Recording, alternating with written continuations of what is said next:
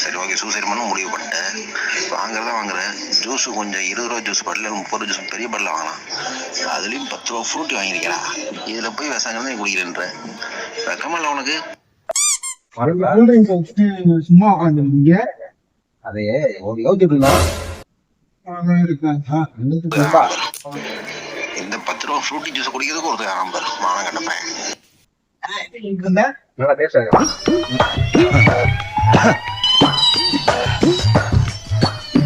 அட வெக்கம் கட்டுவீங்களா?